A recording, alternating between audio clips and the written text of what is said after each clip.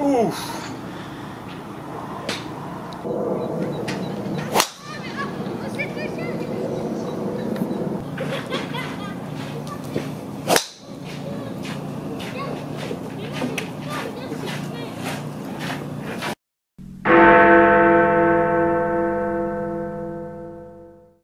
Alors, mon cher Quentin, nous sommes toujours à la PGA France, ici dans les nouveaux locaux de la PGA, qui sont donc à Puteaux.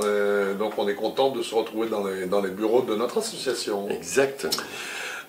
Aujourd'hui, chers amis, le club qui nous intéresse, c'est le driver M4 de chez TaylorMade. Nous avons testé le M3 dans des conditions parfaites, puisqu'on était en intérieur en salle à Golf en Ville. Exactement.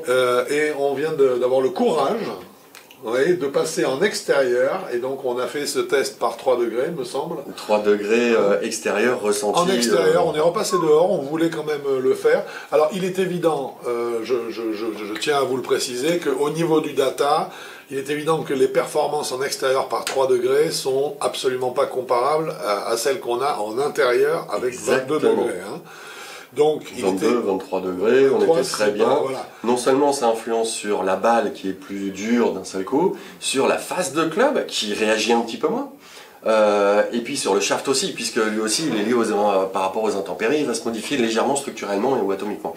Donc à partir de là, les données qu'on va vous donner sont vraiment différentes et on va essayer de les mettre en... On va les transposer, hein, voilà. On va les transposer nous à ce qu'on a fait cet hiver en salle principalement. Exactement. Hein, mais je dirais que l'écart de distance que vous noterez entre les performances de ce M4 par rapport au M3 n'est pas du tout à prendre au pied de la lettre, puisqu'en fait les conditions de frappe ne sont pas comparables. Hein. C'est les data qui changent. Le data change complètement, c'est normal. Mais nous, on l'a adapté pour arriver à ce que les tests soient cohérents les uns par rapport aux autres. Oui, tout à fait.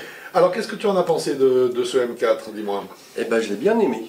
Si je ne m'abuse, le M4, c'est la série qui est réservée plutôt aux... C'est d'après nous, c'est plutôt ce qui est pensé... c'est ce qui est plutôt fait pour les joueurs amateurs, un peu moins forts amateurs, que ceux qui joueraient le M3 sur le papier, quoi. Sur le papier, voilà, disons, pas un peu moins compétition, mais plus loisir, on va dire, un peu plus loisir et moins voilà. compétition. Et Exactement. dans la réalité, donc, qu'est-ce que tu en as pensé? Pour moi, c'est inversé. C'est-à-dire que le M4 est beaucoup... J'ai préféré le M4. Alors qu'on jouait dehors, alors qu'on vous les dira plus tard, les statistiques sont moindres. Bah forcément. Hein. Voilà. J'ai largement préféré le M4. On me donne le choix, je n'ai pas d'hésitation sur le M4. Si je peux me permettre, tu sais que quand même l'an dernier et l'année d'avant, ils avaient fait M1 et M2, on a eu la même histoire. Ouais. Parce que le M1 était supposé être celui qui était réservé aux meilleurs joueurs, et le M2 à ceux qui étaient un peu moins forts, entre guillemets. Oui. Mais dans la réalité, quand on les a testés, on a préféré le M2. Nettement le M2 au M1, mais nettement, vraiment. Et là, on se retrouve exactement dans le même cas de figure. Dans le même schéma. C'est-à-dire qu'on a le M3 qui est réservé pour les meilleurs joueurs, mais qui nous a moins convaincus, en fait, que ce driver M4 dont on va parler maintenant. Exactement. Alors, le M4... Alors, on va... Excuse-moi, je donne juste les précisions du shaft. Hein. Donc, le M4, on l'a essayé avec un shaft Project X Hazardous 63 grammes.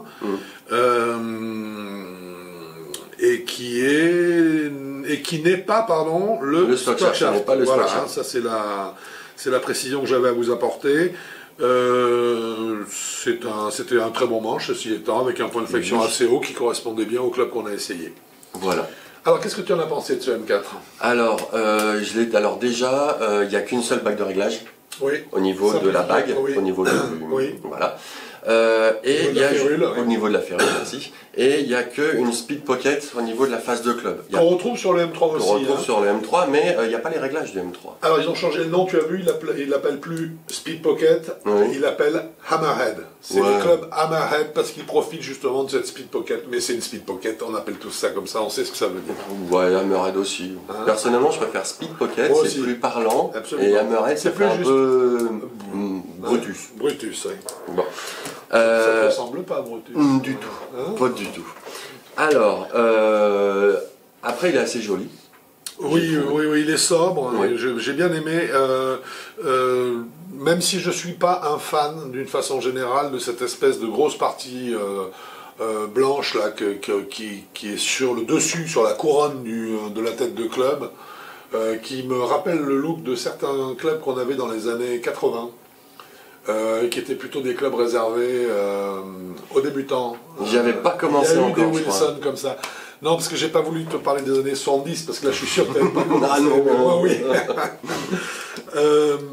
Donc moi esthétiquement, sinon c'est vrai que ce sont des jolis clubs. Oui, hein, ça reste des jolis clubs. Ensuite, je l'ai trouvé très équilibré.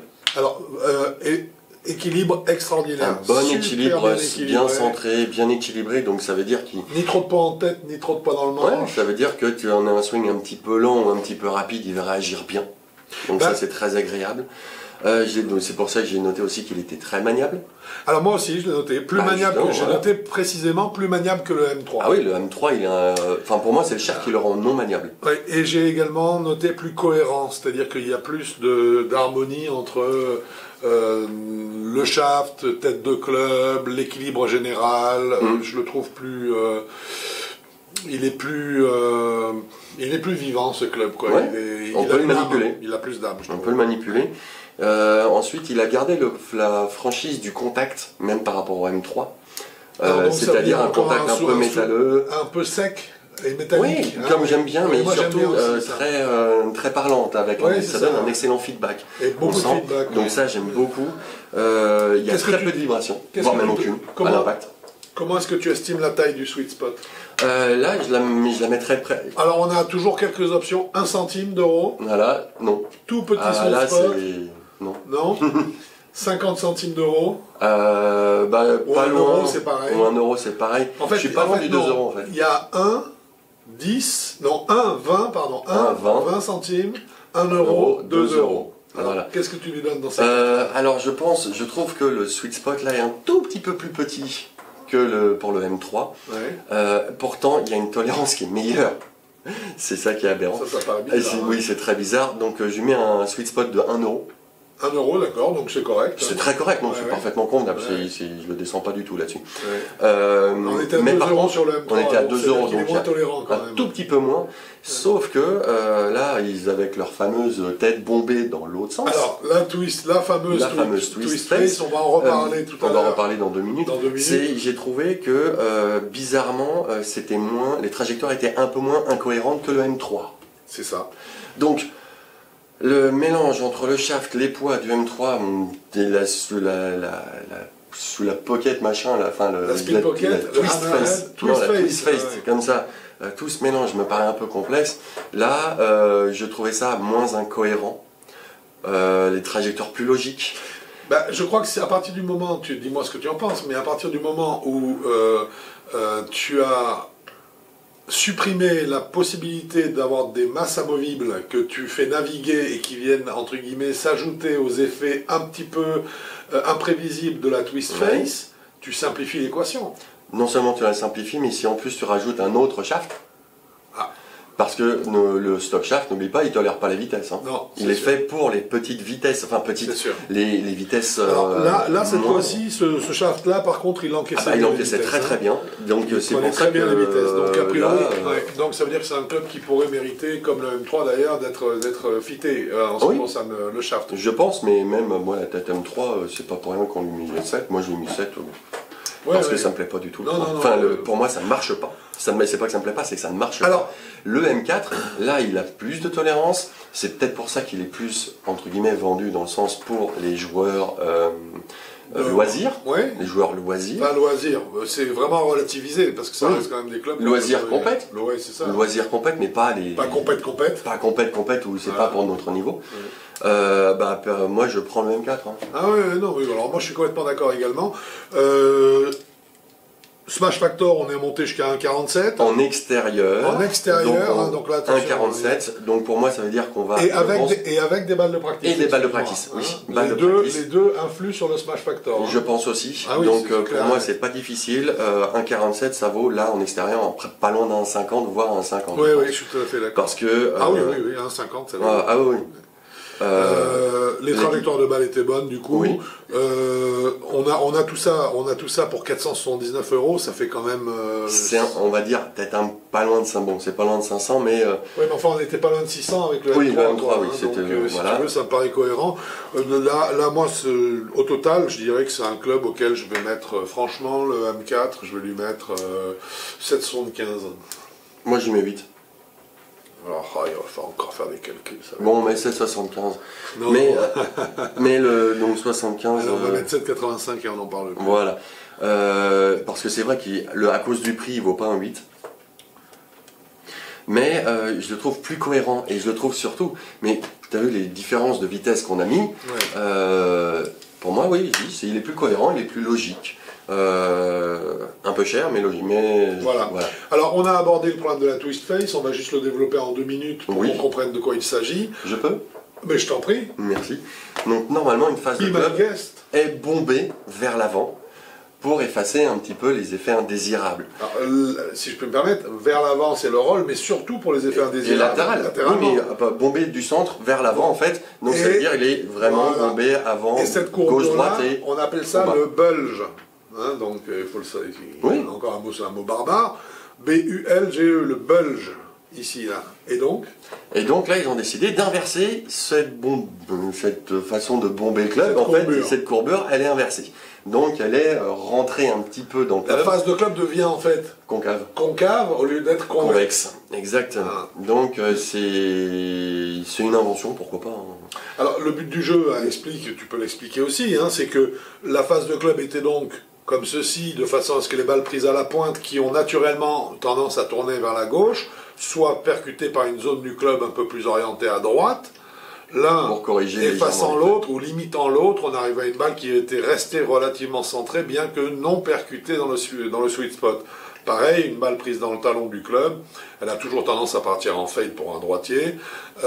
Cette fois-ci, la phase de club est orientée grâce au bulge légèrement à gauche, de façon à ce que l'effet à droite soit compensé par une phase de club orientée un peu plus à gauche, ce qui permettait de limiter l'effet. Et eux, en fait, ils ont dit non, vous vous trompez depuis 150 ans que vous faites ça. Là, en fait, ce qu'il faut faire, c'est l'inverse. Voilà. Et on doit dire qu'on n'a pas été très convaincu par le phénomène. Voire même pas du tout.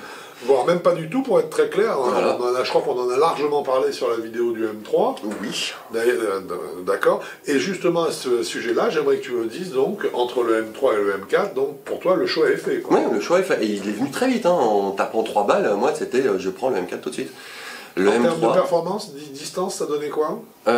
Performance, distance, alors encore on était en extérieur, donc avec un smash factor de 1,47, une vitesse de club de 91 miles, donc c'est on va dire un standard. Oui, enfin, c'est standard stiff. Standard stiff, on arrive à 200 yards de carry, ça fait 180 mètres. 190 mètres. 210, donc on arrive à 190 de portée. Carry, ça fait 200. Balle de practice, moins 3 degrés dehors, ressenti, peut-être pas loin de 0. On commence à avoir froid, moi je crois même. Oh, c'était un retour brutal aux réalités. Voilà.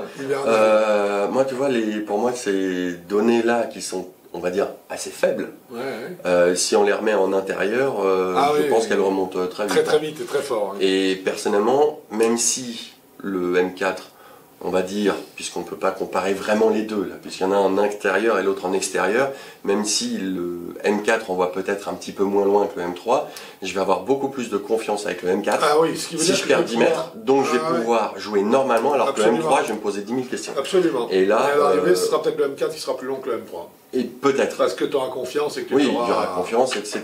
Mais si on les tape tous les deux de la même manière avec une machine, ou à la même vitesse, même si on perd quelques mètres, personnellement, moi le M4, il n'y a pas photo.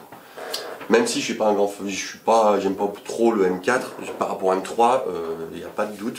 Le M4 il me vaut largement mieux. Eh bien c'est parfait, écoute Quentin, je crois qu'on a tout dit. Hein. On s'est donc arrêté sur ce M4 avec une note de 7,85 sur 10. Voilà, et on n'a pas donné le range de joueurs encore. Et alors c'est la seule chose qui nous manque. Et on avait dit, alors là justement, c'est 35,5. Alors cette fois-ci, il s'est élargi. Oui, il s'est élargi parce que justement, de meilleures sensations et presque, on s'est dit, pas de meilleure performance puisque c'est difficile à mesurer, mais plus de confort. Ça, puisqu'en fait sur le M3, on était sur du 35-12. Et là, on est sur du 35,5. Donc ça veut dire qu'effectivement le spectre de joueurs que ça concerne est plus large. Bah, non seulement plus large, mais surtout pour passer de 12 à 5, ça veut dire qu'il y a quelque chose. Et ça veut dire que c'est un club qui peut, qui peut amener la sécurité Voilà. dont on a besoin quand on veut vraiment faire de la compétition. Faire de la compétition pour sortir du score. Voilà. Je te remercie beaucoup, mon cher Je t'en Quentin. prie, Franck, ça fut un plaisir. À très bientôt sur un parcours de golf. Ou sur un Vigolf. Exact. Bon golf à vous. Au revoir.